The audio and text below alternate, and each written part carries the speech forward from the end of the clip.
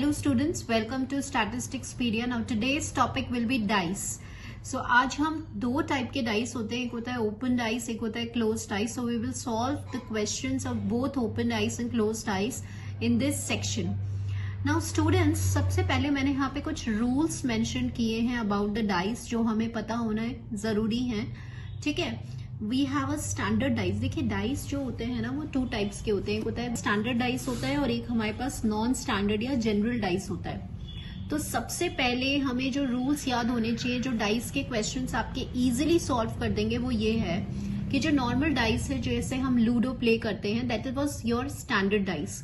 Dice में we know 1 से लेकर 6 तक पॉइंट्स होते हैं. अब आपको सिर्फ एक रूल याद रखना है जिससे आपके क्वेश्चंस याद हो जो हैं वो इजीली सॉल्व हो जाएंगे. रूल क्या है कि जो नेबरिंग पॉइंट्स हैं उनका सम कभी भी 7 नहीं होना चाहिए. इसका मतलब समझ रहे हैं क्या कि जैसे any question if I take suppose if I take this is a question. ठीक है. अब यहाँ पे हम इसके पॉइंट्स का सम करते हैं. आसपास वाले जो पॉइंट्स हैं इनका सम क्या आ रहा है 6 आ रहा है, इसका सम क्या आ रहा है 3 आ रहा है, इसका सम क्या आ रहा है 5 आ रहा है. तो ये जो डाइस है वो स्टैंडर्ड डाइस है. ठीक है. तो हमारा सिर्फ एक रूल हमें याद रखना है कि आस पास वाले जो पॉइंट्स है उनका सम 7 नहीं होना चाहिए. अब इसके जो उल्टा वाला साइड है ऑपोजिट साइड है तो 4 के नीचे क्या आएगा है ना. 4 के जो बैक साइड है उसमें क्या आना चाहिए. तो एक रूल याद रखोगे उसका जस्ट उल्टा करना है. मैंने क्या बोला कि पास वाले पॉइंट्स का सम 7 नहीं होना चाहिए लेकिन जो पास में नहीं है उनका पॉइंट 7 होना चाहिए. मतलब सपोज अगर मैं आपसे बोल रही हूं, समझिएगा इसको, it is very very important. ये आपके तो ये जो पॉइंट्स हैं ये पड़ोसी हैं, आसपास है, नेबरिंग पॉइंट्स हैं.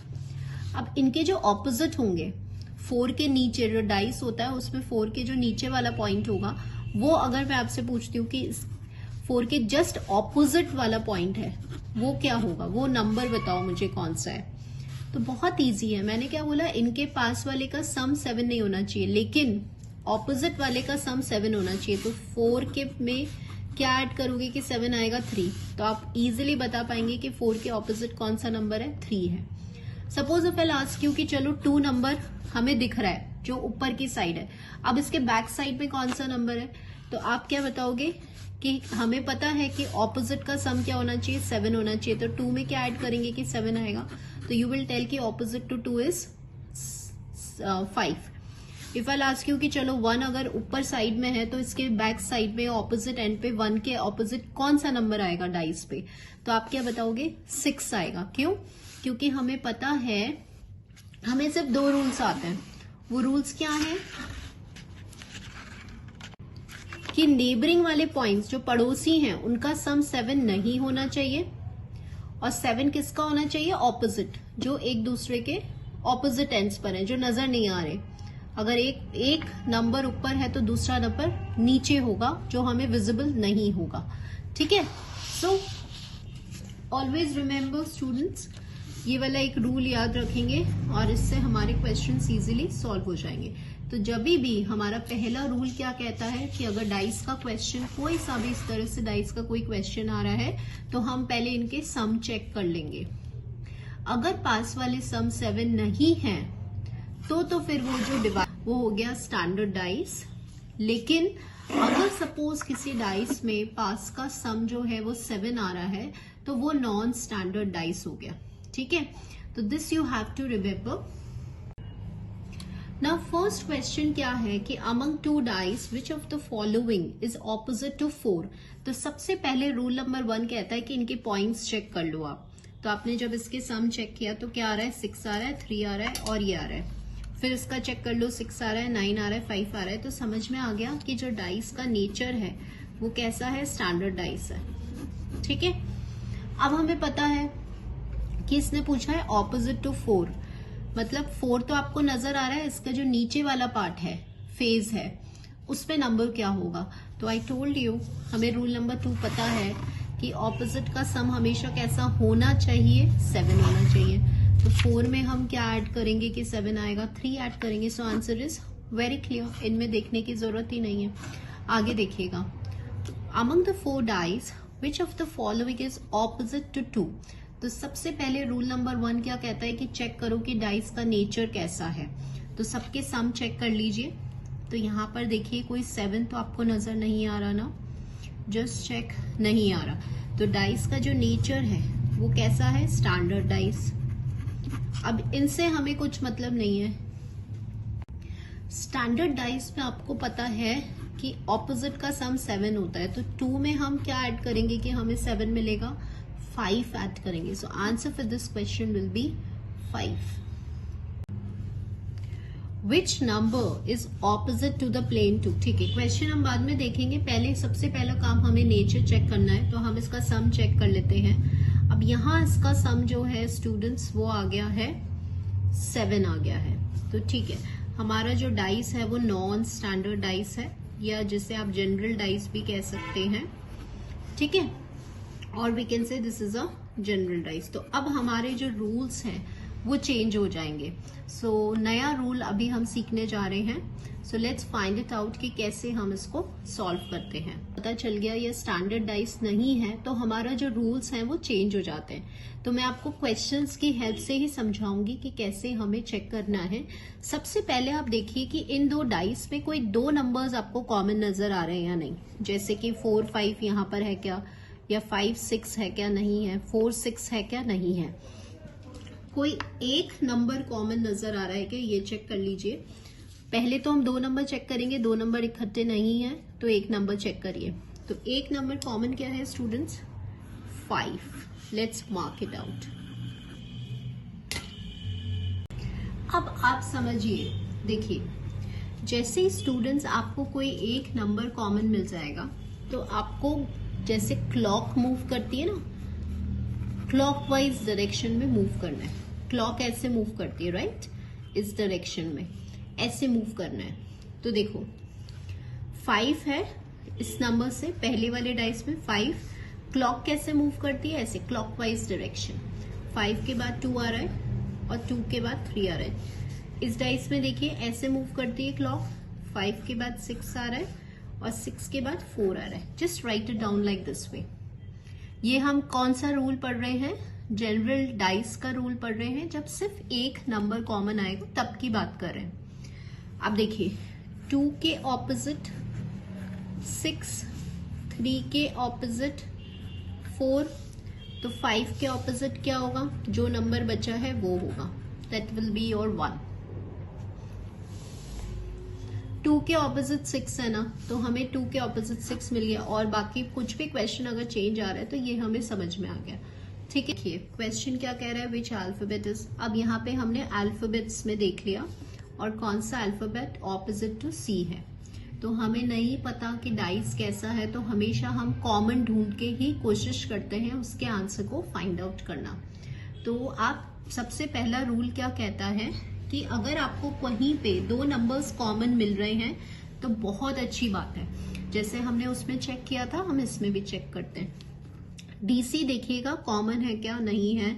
डीई कॉमन है, नहीं है। सीई कॉमन है, नहीं है। तो 2 नंबर्स आर नॉट कॉमन। इनमें देख लीजिए कोई 2 कॉमन है क्या, ए सी नहीं है, बी सी नहीं है, ए बी नहीं है। इन दोनों में चेक कर लीजिए, सीई नहीं, डीई नहीं है। 2 नंबर्स इसमें कॉमन नहीं आ रहे। अब हम एक नंबर पे मूव करते हैं। चलिए पहले हम इन दोनों को ले लेते हैं, और एक नंबर जो कॉमन आ रहा है वो सी आ रहा है। जभी भी ध्यान क्या आता है कि जभी भी एक नंबर कॉमन है तो क्लॉकवाइज मूव करना है, क्लॉक के डायरेक्शन में मूव करना है। तो इसको हम लिख सकते हैं सी, फिर डी और फिर ई, ठीक है। इधर वाले आइए, सी फिर बी एंड देन फिर ए। तो क्या समझ में आ रहा है कि डी के ऑपोजिट बी है, ई के ऑपोजिट ए है, तो बी के ऑपोजिट जो भी बचा हुआ नंबर है, तो देखो ए हो गया है ना, बी, सी बच रहा है अभी हमारा, सी के ऑपोजिट, ओ सॉरी, एफ बच रहा है, तो एफ हो गया।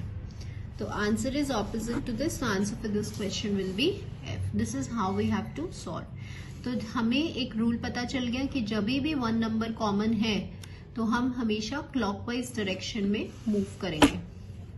हम चेक कर लेते हैं कि सम अगर 7 आ रहा है या नहीं आ रहा है। तो यहाँ पे तो नहीं है, 4 + 3 7 आ गया। जैसे ही 7 आ गया हमें पता चल गया कि ये स्टैंडर्ड डाइस नहीं है, ये एक जनरल डाइस है। तो जनरल डाइस में रूल्स चेंज हो जाते हैं। सबसे पहले देखेंगे 2 नंबर कहीं कॉमन मिल रहे हैं क्या किसी भी डाइस के अंदर, ठीक है। 3 1 2 1 4 okay. So once we will check this in this dice, तो आपके 2 नंबर्स कौन से कॉमन है, 1 4 1 और 4। मैं ऐसे मार्क करती हूँ 2 नंबर्स जो कॉमन है ये रहे, ठीक है। जब 2 नंबर्स कॉमन होते हैं तो जो एक नंबर होता है 2 के ऑपोजिट कौन होगा स्टूडेंट्स, क्वेश्चन मार्क होगा, जिसकी वैल्यू हमें निकालनी है, ठीक है। अब क्वेश्चन आता है कि इस ऑपोजिट नंबर को निकालना है। इनमें देखिए 2 नंबर्स कॉमन है क्या, उससे बहुत आसानी हो जाती है। नहीं, इनमें 2 नंबर्स कॉमन नहीं है, तो हम इसमें देख लेते हैं कि इसमें एक नंबर कॉमन मिल रहा है क्या, तो वी हैव 3। अब हम एक नंबर कॉमन वाला रूल लगाएंगे, और वो क्या होता है कि जब एक नंबर कॉमन मिल जाएगा, जैसे 3 है, तो क्लॉकवाइज मूव करें। 3 के बाद 5 आ रहा है, 5 के बाद 4 आ रहा है, यहाँ 3 के बाद 2 आ रहा है, और 2 के बाद 6 आ रहा है। अब हम ऑपोजिट्स जब देख रहे हैं तो 5 के ऑपोजिट है 2, और 2 मतलब ये दोनों चलता है, 5 के ऑपोजिट 2, 2 के ऑपोजिट 5, 4 के ऑपोजिट 6 और 6 के ऑपोजिट 4। तो आपको तो किसके ऑपोजिट निकालना था, 2 के opposite, and you got the answer over here. So answer for this question will be 5। Again alphabets वाला है, तो अल्फाबेट्स में कॉमन रूल जो है अप्लाई करना इजी होता है। कॉमन रूल हम किस में अप्लाई करते हैं, जनरल डाइस में या नॉन स्टैंडर्ड डाइस में। सबसे पहले फाइंड आउट करें कि कोई 2 नंबर कॉमन मिल रहे हैं क्या, तो उससे हमारा क्वेश्चन इजी हो जाता है। तो यहाँ जब हम देख रहे हैं, so here I am able to see कि जैसे ये ए बी और ये ए बी 2 नंबर्स कॉमन है, तो हमें सी का ऑपोजिट निकालना है, तो हमें इजीली आंसर मिल जाएगा, राइट। तो लेट्स कंपेयर, इन दोनों में कंपेयर करते हैं। तो यहाँ पे जो कॉमन है वो डी है, सिंगल नंबर। तो जब भी कोई एक सिंगल नंबर कॉमन आता है तो हम क्लॉकवाइज मूव करते हैं। तो डी के बाद एफ आ रहा है और एफ के बाद ए आ रहा है, यहाँ डी के बाद ई आ रहा है और ई के बाद एफ आ रहा है। तो हमें क्या पता चल जाता है, एफ का ऑपोजिट ई है, ए का ऑपोजिट एफ है, और डी का ऑपोजिट जो भी बचा हुआ है। तो यहाँ पे डी में क्या बचा हुआ है, देखो ए आ गया, सी हमें नहीं पता। सो देखिए सपोज अगर यहाँ पे वंस वी सी दैट, तो एफ के ऑपोजिट ई आ रहा है और यहाँ एफ और ई साथ साथ आ रहे हैं, तो ये तो पॉसिबल नहीं है। जो ऑपोजिट है, ऑपोजिट मतलब वो दिखेंगे नहीं एक दूसरे को, है ना, they can not be together. तो यहाँ पे टुगेदर, तो दिस लॉजिक इज रॉन्ग। और यहाँ पे ये लॉजिक देखिए, सपोज क्या हो रहा है कि जैसे यहाँ मुझसे गलती हो गई, गलती ये हो गई स्टूडेंट्स मुझसे कि जब when I compare this and this ना, तो यहाँ पे डी और एफ 2 कॉमन थे, डी और एफ 2 कॉमन थे। तो मैंने 1 नंबर कंपेयर किया, तो यहाँ से देखिए रिजल्ट भी मेरा गलत आ रहा है। तो दिस इज द रीजन, मतलब some mistake I have made. तो हम मतलब क्रॉस चेक भी कर सकते हैं। तो जब डी और एफ 2 नंबर कॉमन आ रहे हैं, तो ए के ऑपोजिट कौन आया, एफ आ गया, ठीक है। लेकिन मुझे सी का ऑपोजिट चाहिए, तो अभी मुझे आंसर नहीं मिला है। तो अब हम I will compare this and this now. So once I will compare this and this, let me, अभी मैं ये 2 डाइस कंपेयर कर रही हूँ, ठीक है। मैंने इसको ऐसे प्रॉपरली लिखा है सो दैट ये आपको समझ में आ जाए। तो यहाँ से मुझे ये ए कॉमन दिख रहा है, ठीक है। तो जैसे ही कॉमन आता है तो वील मूव क्लॉकवाइज। तो जब आप क्लॉकवाइज मूव करेंगे तो ए बी सी, इसमें भी आप क्लॉकवाइज मूव करेंगे तो आपका आ जाएगा ए डी एफ। तो आपको पता चला कि बी के ऑपोजिट डी है और सी के ऑपोजिट एफ है ना। तो ए के ऑपोजिट कौन हो गया, ई है ना। वो तो हम पहले ही निकाल चुके थे कि ए के ऑपोजिट आपका ई होगा। तो अब यहाँ से सी के ऑपोजिट कौन है, क्वेश्चन मार्क क्या होगा, सी के ऑपोजिट एफ है। सो answer for this question will be F, ठीक है। सो this is how it goes. तो आई एम सॉरी, मुझसे यहाँ मिस्टेक हो गया। यहाँ पे 2 नंबर्स कॉमन इजीली मिल रहे थे और ए के ऑपोजिट ई आ रहा था। Let's move on to this. तो जब भी अल्फाबेट्स आते हैं हम इसको जनरल डाइस की तरह कॉमन सर्च करते हैं। अगर 2 नंबर्स कहीं कॉमन नजर आ रहे हैं तो सबसे पहले हम वो देख लेंगे, so that it will become easy for us. तो आप देखिए कि कॉमन इसमें ए बी कहीं पे भी नहीं है, ए सी कहीं पे भी नहीं है, ए डी नो, एंड ए ई नहीं, कहीं पे भी 2 नंबर्स कॉमन नहीं है students. So let's find it out. Single number अगर हमें कॉमन मिल रहा है अब उसी से होगा। अगर हम इन दोनों में कंपेयर कर रहे हैं तो आपको ए नजर आ रहा है, सो क्लॉकवाइज मूव करेंगे, that is A B and C, A D and D. तो बी के ऑपोजिट हमारा आ रहा है डी और सी के ऑपोजिट आ रहा है ई। तो ए के ऑपोजिट जो भी बचेगा वो बच रहा है एफ, है ना, ये आ जाएगा। क्वेश्चन में 2 है यहाँ पे, एफ के ऑपोजिट क्या होगा। तो मैंने आपको क्या बताया है कि ऑपोजिट फाइंड करना है। ऑपोजिट मतलब जो एक दूसरे को नहीं देख सकता, है ना, जो कभी भी साथ नहीं हो सकता, वो ऑपोजिट होता है। तो ए का ऑपोजिट एफ है, तो मतलब यहाँ इस क्वेश्चन मार्क में कभी भी ए नहीं आएंगे इसके आंसर्स। तो यहाँ पे बेस्ट वे क्या है students, to try out the options और डिस्कार्ड करिए, हटाइए जहां पे ए है। लॉजिक क्या है कि क्योंकि हम opposite, A is opposite to F या F is opposite to A, तो यहाँ पे क्योंकि ऑपोजिट मतलब कभी भी साथ में नहीं हो सकते, ऑपोजिट नंबर्स कभी भी नजदीक में नहीं हो सकते, नेबरिंग में नहीं हो सकते, तो यहाँ पे ऑप्शन में आंसर में कभी भी ए नहीं आने वाला। तो हमें ये जब जैसे ही पता चल गया तो ऑप्शंस में जहां जहां ए है उसको कैंसिल आउट कर देंगे। यहाँ ए है तो ये आंसर नहीं हो सकता, इसको छोड़ रहे हैं, यहाँ ए है तो ये आंसर नहीं हो सकता, ये आंसर नहीं हो सकता। तो ऑब्वियसली कौन होगा, जो बचा हुआ है जिसमें ए नहीं है। तो कई बार ऐसे क्वेश्चंस भी आ जाते हैं जिसमें हमें लॉजिकली मूव करना होता है। नेक्स्ट क्वेश्चन देखिए, विच इज ऑपोजिट टू 4। तो सबसे पहले तो हमारा रूल क्या है कि चेक कर लो कि सम 7, अब यहाँ पे तो सम 7 आ रहा है, तो मतलब ये जो डाइस है वो जनरल डाइस है या नॉन स्टैंडर्ड डाइस है। तो हमें वी हैव अ रूल कि कॉमन रूल, कॉमन नंबर देखें या 2 नंबर्स कॉमन है। तो यहाँ आप देख रहे हो कि 3 और 5 2 नंबर्स कॉमन दिख रहे हैं। ये बहुत सबसे आसान होता है, 2 नंबर्स जैसे ही कॉमन आ गए तो हमें पता चल गया कि 2 के ऑपोजिट कौन होगा, 4 होगा, और 4 के ऑपोजिट कौन होगा, 2। तो यहाँ पे 4 पूछा है, तो answer for this question will B 2। Among the 4 dice which one is opposite to 5। ठीक है, तो हम पहले सम चेक कर लेते हैं। ये तो पहले में ही 7 आ रहा है, मतलब ये जो डाइस का नेचर है वो जनरल डाइस है and this is a non standard dice. तो पहले हम कोशिश करते हैं कि कहीं हमें 2 नंबर्स कॉमन मिल रहे हैं क्या।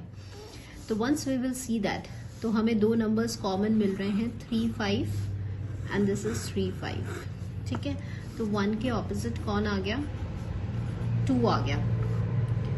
और देख लो और किसी में कॉमन है 1 6 1 4 4 6 नहीं है कॉमन। तो एक नंबर कॉमन करके और फिर ढूंढ लेंगे। और यहाँ पे स्टूडेंट्स अभी जैसे हम देख रहे हैं एक नंबर कॉमन भी ले सकते हैं, बट अभी अगर थोड़ा सा हम ध्यान देना तो फर्स्ट एंड 4 डाइस देखिएगा एक बार। यहाँ पे 2 एंड 3 भी कॉमन आ रहा है, 2 और 3। तो अब हमारे लिए आसान हो गया, हमें 1 नंबर कंपेयर करने की जरूरत नहीं है, क्योंकि इन दोनों डाइस में जैसे ही 2 और 3 कॉमन आया तो आंसर एक और समझ में आ गया कि 4 के ऑपोजिट कौन होने वाला है, 5 होने वाला है। ठीक है, और अगर 3 भी पूछेंगे तो भी हम बता देंगे, क्योंकि 1 के ऑपोजिट 2 है, 4 के ऑपोजिट 5 है, तो 3 के ऑपोजिट जो भी बचा हुआ नंबर होगा वो यही है। तो 1 2 3 4 5 6 डाइस में 6 नंबर्स होते हैं, तो ऐसे हम बता सकते हैं। तो ऑपोजिट टू 5 पूछा गया है, तो 5 के ऑपोजिट 4 है। तो कोशिश करिए कि 2 नंबर्स जैसे अभी मुझे एकदम से नजर नहीं आए, तो वी हैव डिसाइडेड कि हम 1 नंबर कॉमन लेंगे, बट जब थोड़ा सा हमने देखा ध्यान से तो 2 और 3 कॉमन थे और क्विकली हमारा आंसर आ गया। Moving on to the next question now. सबसे पहले some of the points check कर लेते हैं। तो यहाँ पे 1 और 6 7 आ रहा है, तो मतलब ये जो डाइस का नेचर है वो जनरल है, नॉन स्टैंडर्ड डाइस है। 2 नंबर्स कॉमन फाइंड आउट करते हैं। सो सबसे पहले हम 2 नंबर्स इसमें कॉमन चेक कर लेते हैं। तो चेक करो इसमें 2 6 3 6 3 6 3 6 3 6 कॉमन आ रहा है। देखो फर्स्ट और इसमें ना, तो जैसे ही 3 6 कॉमन आ गया तो 1 के ऑपोजिट कौन आ गया, 2 आ गया। अब एक बार और देख लेते हैं किसी में 2 3 कॉमन आ रहा है क्या। 1 3, देखो 1 3। अब यहाँ पे भी मैंने जैसे दोबारा क्रॉस चेक जब हम कर रहे हैं तो हमें एक और नंबर कॉमन मिल गया 1 3 और 1 3, राइट। तो 5 के ऑपोजिट कौन हो गया, 6 हो गया। तो डाइस में बहुत इजी है, जब 1 के ऑपोजिट मिल गया, 5 के ऑपोजिट मिल गया, तो 3 के ऑपोजिट जो भी बचा हुआ नंबर है 4 वो हो जाएगा। तो answer for this question will B this. Next question देखिए, समटाइम्स कलर्स पे भी क्वेश्चन आ जाता है। तो कलर्स में भी मैंने आपको बोला है कलर्स में, अल्फाबेट्स में कॉमन निकाल के ही देखते हैं। यहाँ पे कलर्स दिए हुए, कुछ नहीं करना, 2 नंबर्स कॉमन ढूंढने की कोशिश करें कि कहीं 2 कॉमन मिल रहा है क्या। तो यहाँ पे देखिए yellow blue yellow blue yellow blue, yes.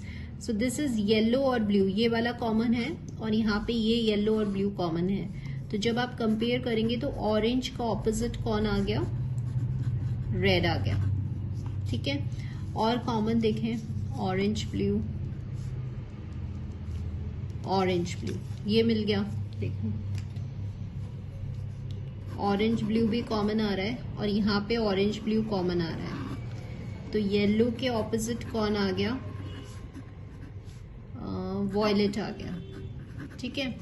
अब बचा हुआ कलर देख लो, जैसे रेड हो गया, रोज बचा हुआ है ना, तो रोज के ऑपोजिट कौन आ गया, ब्लू बचा हुआ है, ब्लू आ गया। तो सारे आंसर्स निकल गए।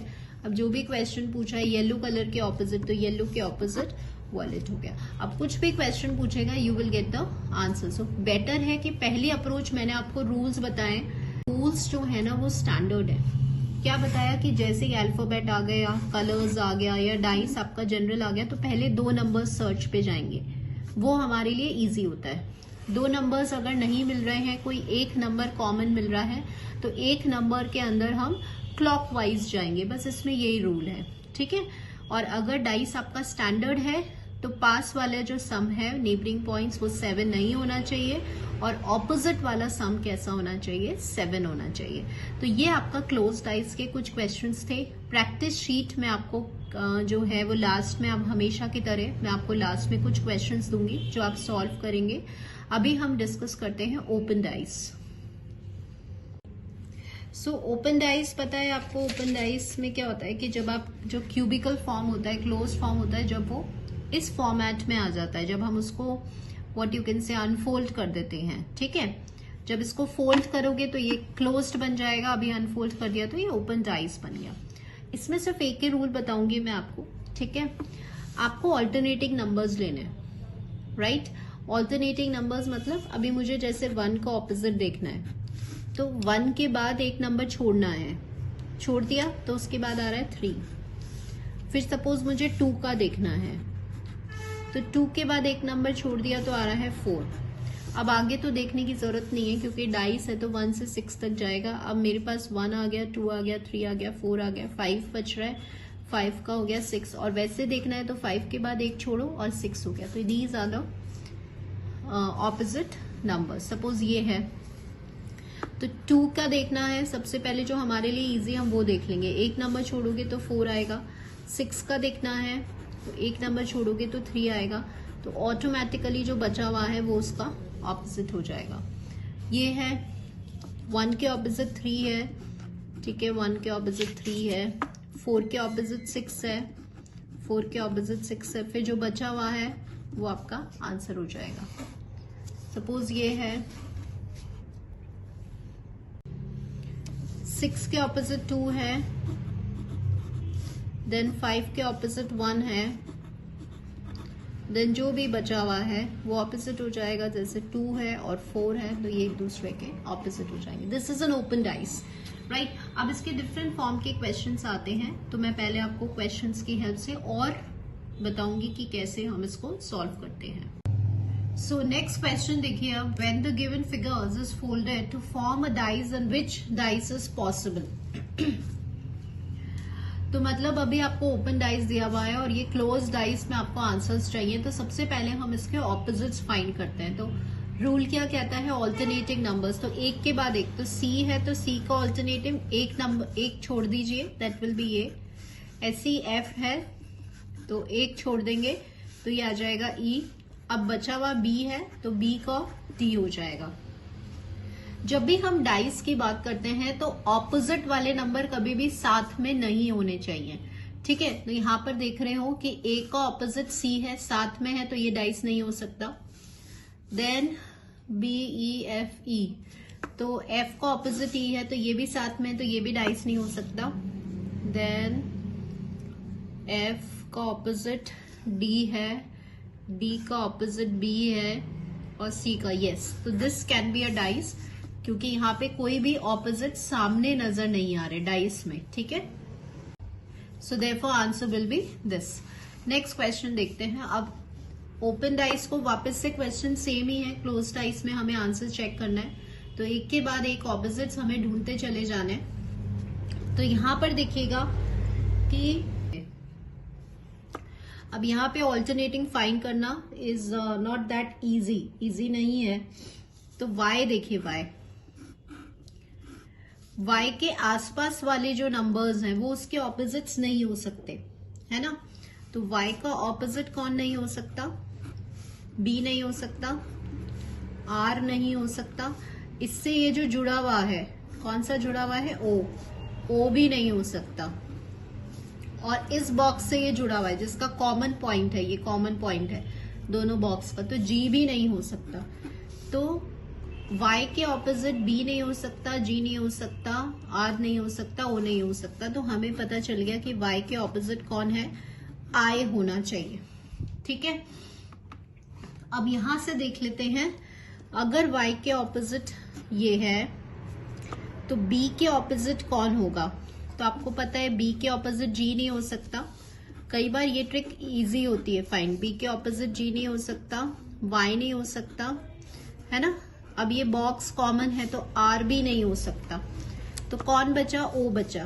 तो b के ऑपोजिट हो गया o.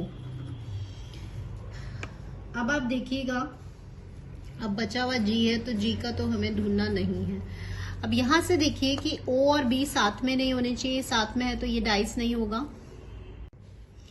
यहाँ पे o y है, g o है और g y है, तो यस ये डाइस होगा. दिस इज पॉसिबल क्योंकि देखो सारे सही हैं, है ना. ये पॉसिबल नहीं है, y के ऑपोजिट i है और r g है, तो दिस इज अ डाइस, ठीक है. दिस इज पॉसिबल क्योंकि यहाँ पे कोई भी ऑपोजिट विजिबल नहीं है. How many dices are possible. तो ठीक है, हमें तो सिर्फ ऑपोजिट फाइंड करना है. तो 1 के ऑपोजिट 4 है, लेट्स राइट इट डाउन. 1 के ऑपोजिट 4 है, 5 के ऑपोजिट 2 है, तो जो बचा हुआ है 3 के ऑपोजिट 6 होगा. तो 1 के ऑपोजिट, अब यहाँ ऑपोजिट्स दिख रहे हैं तो ये डाइस पॉसिबल नहीं है. देन 3 के ऑपोजिट 6, 3 के ऑपोजिट 6, तो जो ऑपोजिट सामने दिख रहे हैं वो डाइस पॉसिबल नहीं है, तो सिर्फ इसका आंसर डी होगा. सो यहाँ पे बोला है कितने डाइसेस पॉसिबल हैं, only D is possible. So this is how we solve कि जब आपका ओपन डाइस फोल्ड हो जाता है और क्लोज डाइस में तो कौन कौन से डाइसेस पॉसिबल है. यूजुअली ये क्वेश्चन जो है मैक्सिमम टाइम्स फ्रेम हो सकता है. नाउ वो practice set for you students, और इसके आंसर्स मैं हमेशा की तरह नेक्स्ट वीडियो में सॉल्व करूंगी. So now the time, so try जरूर करिए all are different sorts of questions, ठीक है. So do try these questions now.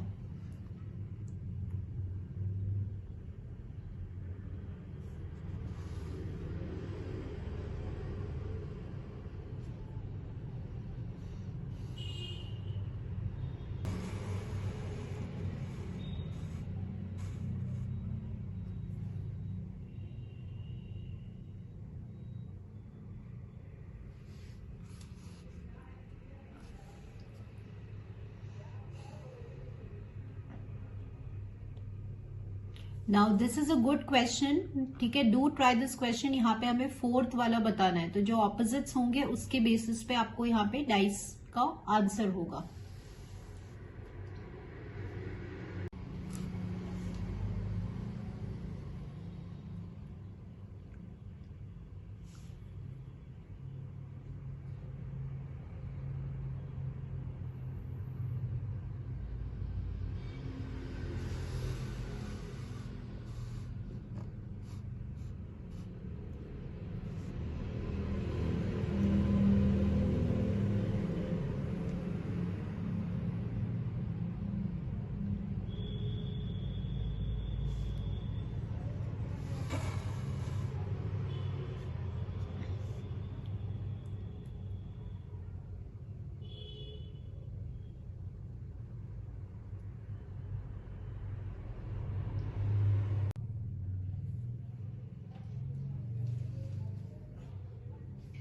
So students this is all for today now. तो आज हमने डाइस के दोनों ही sections closed as well as open और इसके जो डिफरेंट पैटर्न है वो सॉल्व कर लिए। इन द नेक्स्ट वीडियो हम इसके आंसर्स डिस्कस करेंगे and we'll take some another topic. So this is all for today students, thank you for watching this video. So now let's solve the practice questions जो मैंने आपको previous part third में दिए थे। First question आपका ये था students, तो आई टोल्ड यू सबसे पहले हमें कॉमन देखना है, तो इन दोनों में कॉमन यहाँ पे 4 है एंड इन दोनों में कॉमन देखना है तो गुड है, सो 4 का हो गया आपका good. Then we will see the common in these two, so आपका 7 है and then we will see the common, तो ये हो गया आपका पिक्चर्स, राइट। और आपसे सी का पूछा है तो सी का कोड है 8, it is not there in the option, answer will be none of these. So now अब यहाँ पे ये आपका प्रैक्टिस क्वेश्चन था और इसको हम सॉल्व कर लेते हैं। कई बार हमें इसके कॉम्बिनेशंस देखने होते हैं, तो यहाँ हम अगर कॉर्नर में देख रहे हैं तो देख रहे हो आप पी के बाद क्यू मतलब जस्ट एक लेटर नेक्स्ट लेटर है, वी के बाद एक्स मतलब कि 1 लेटर का डिफरेंस आ रहा है और जी के बाद आई मतलब 1 लेटर का डिफरेंस आ रहा है, ठीक है। अब नेक्स्ट इनमें नंबर्स भी देख लेते हैं। यहाँ पे 1 आ रहा है, 33 बीच में आ रहा है। यहाँ पे कितने नंबर्स आ रहे हैं 41, 42 एंड 43, 3 नंबर्स आ रहे हैं। यहाँ कितने नंबर्स आएंगे ये हमें नहीं पता, तो यहाँ से एक सीक्वेंस फॉलो हो रहा है कि देखिए यहाँ पे बिल्कुल भी डिफरेंस नहीं था, 1 है, यहाँ पे 3 है और इन दोनों में कॉमन बात क्या है कि दोनों में 1 लेटर मिसिंग है, डिफरेंस जो है वो 1 लेटर का है। तो लेट्स फॉलो दैट कि हम ऑप्शंस में से देख लेते हैं कि जिसमें 3 नंबर्स मिसिंग हो बीच में से। तो अगर हम 14 और 12 की बात करते हैं तो एक नंबर मिसिंग है, तो ये ऑप्शन नहीं बैठेगा। 42 और 32 में 12 का डिफरेंस है। 18 और 14 के बीच में अगर नंबर मिसिंग देख रहे हो तो 15, 16 और 17, 3 नंबर्स मिसिंग है। 18 और 30 में 12 का डिफरेंस है, तो ये भी नहीं बैठेगा। तो कौन सा आंसर यूजुअली फिट हो रहा है 14 and 18। So answer for this question will B, यहाँ पे आएगा आपका 18 और यहाँ पे आएगा आपका 14। नाउ 18 और 14 क्यों आ रहा है ये भी समझ लीजिए। पहला नंबर बड़ा है, फिर छोटा है, फिर बड़ा है, फिर छोटा है, तो यहाँ पे भी बड़ा नंबर आएगा और छोटा आएगा। वो मैं इसलिए बोल रही हूँ क्योंकि कई बार स्टूडेंट्स ऑप्शंस में ये भी मिलेगा आपको, ठीक है।